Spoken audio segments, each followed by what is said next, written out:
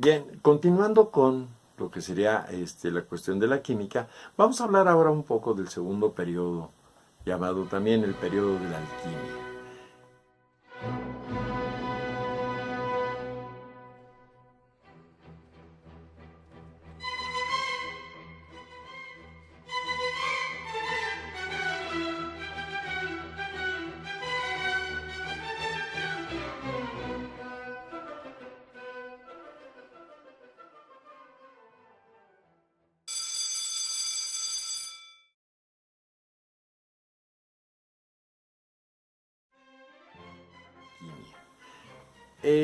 Mucha de la gente, en el caso del año de 450 a 1350 después de Cristo, pasó una etapa que conocemos con el nombre de la Edad Media. En las anteriores recuerden que eran prehistoria e historia hasta llegar al año 450, donde los descubrimientos eran no solamente casuales, sino la búsqueda no tenía una cierta finalidad. Era simplemente el hecho de que se encontraban cosas, se descubrían cosas y se buscaba perfeccionar sobre lo que se había descubierto. Pero en este caso vamos a encontrar con que en esa etapa de la Edad Media las luchas religiosas y políticas fueron muy fuertes. Y la gente que preguntaba, la gente que cuestionaba las razones de estas luchas, pues era gente que no era muy bien vista y muchos de ellos eran científicos que de alguna manera no entendían o no sabían por qué se tenía que pelear de alguna manera. Pero lo más importante es lo siguiente, ellos por ejemplo buscaron o tuvieron la idea de encontrar un objetivo, su objetivo era la piedra filosofal. ¿Qué era la piedra filosofal? De acuerdo con su criterio, de acuerdo con su objetivo, era encontrar la piedra que les diera el conocimiento necesario para transformar el plomo en oro. ¿Para qué lo querían transformar? Bueno, las luchas que se dieron durante muchísimo tiempo en el caso de los seres humanos era por las riquezas, una de ellas es el oro. Y bueno, estos hombres buscaban de alguna forma transformar el plomo, que siempre ha habido mucho más plomo que oro, transformarlo en oro, y eso fue el objetivo llamado la búsqueda de la piedra filosofal. Todo ese tiempo ellos vivieron aislados de muchos de sus lugares, en donde no eran amenazados ni por políticos, ni por las religiones, ni por nadie. Ellos se mantenían en estos lugares buscando la piedra filosofal. No podían tener mucho contacto los unos con los otros en los diferentes lugares, pues porque no había las comunicaciones como ahora las hay. Pero sí había descubrimientos que iban pasándose dado por los viajeros. Recuerden que tenemos peregrinaciones o tenemos migraciones siempre. O sea, no nada más son del siglo XX, del siglo XXI. Siempre las hemos tenido. Y a través de esas migraciones, a través de esos peregrinos, se enteraban de cosas que sucedían en otros lugares. Los alquimistas fueron obviamente parte importante de la química, sus descubrimientos y las formas en las que los encontraron y demostraron que podían obviamente ser de utilidad hasta que, como hoy, hasta que se dio una epidemia muy fuerte.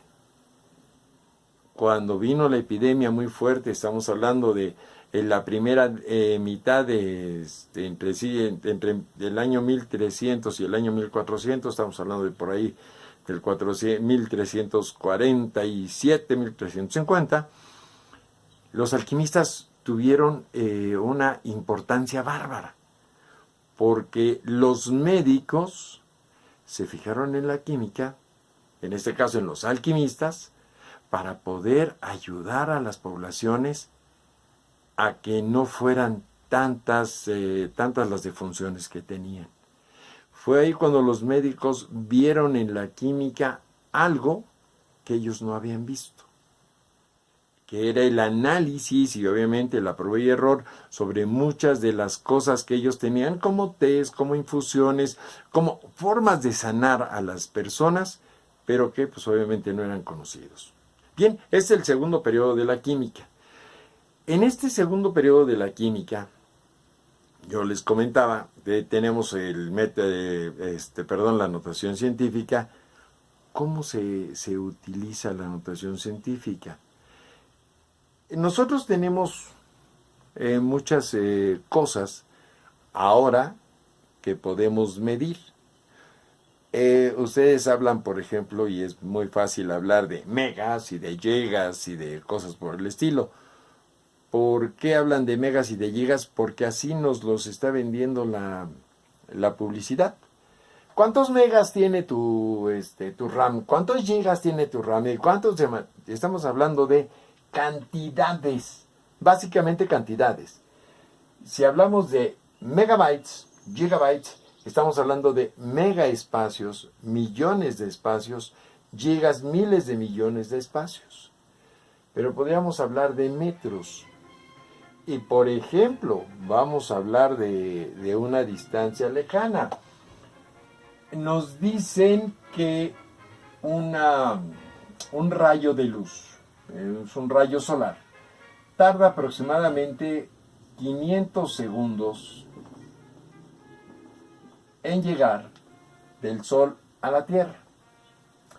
Y la velocidad con la que la luz se mueve es de aproximadamente 300 millones de metros cada segundo. Esa es la velocidad que le hemos dado a la velocidad de la luz. Si del Sol para acá tarda 500 segundos, ¿qué distancia habrá? Bueno, pues lo podemos hacer por una regla de 3, así muy sencillo. Decimos 3, 300 millones de metros es a un segundo. ¿Cómo qué distancia serán a 500 segundos? Y obviamente esto nos va a dar 150, porque eso es 5 por 3, 15. Le agrego mis 2 ceros de los segundos y le agrego todos mis ceros de la velocidad de la luz, que son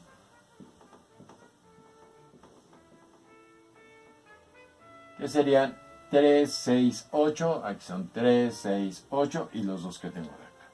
Y esto me da una cantidad de 150 mil millones de metros, que serían 150 millones de kilómetros. Pero hacer este tipo de cuentas